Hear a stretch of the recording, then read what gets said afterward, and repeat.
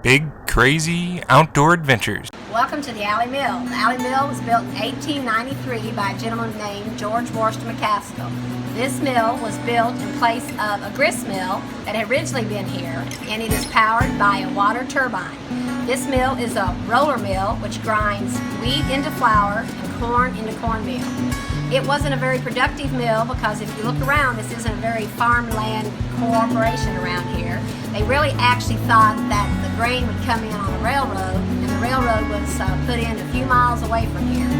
So everybody started just going to the lumber industry, and in the upstairs of our mill there's quite a display about the lumber industry.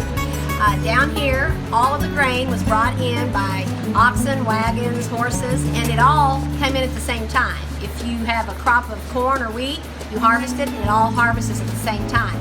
So we have pictures of actually people lined up all the way down through the road down here with all of their grain. And they would come on the grounds and stay until it was all done.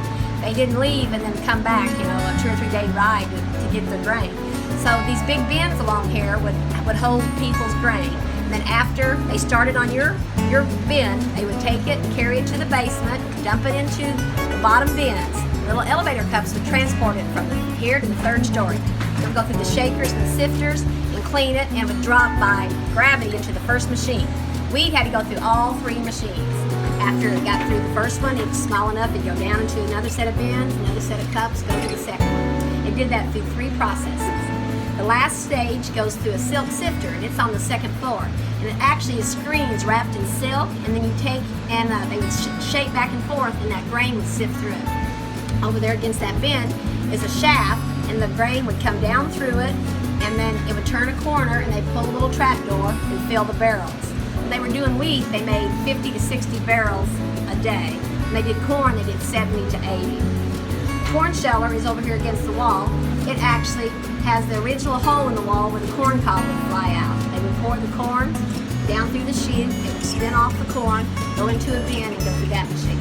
Of course, everybody says that was later put in for the stills and the hills, that kind of thing. This mill has been taken care of since it was a state park, and then the federal government got it in 1963 and turned it into Ozark National Scenic Riverways. So it is a great place, and it's now been featured on the United States Quarter.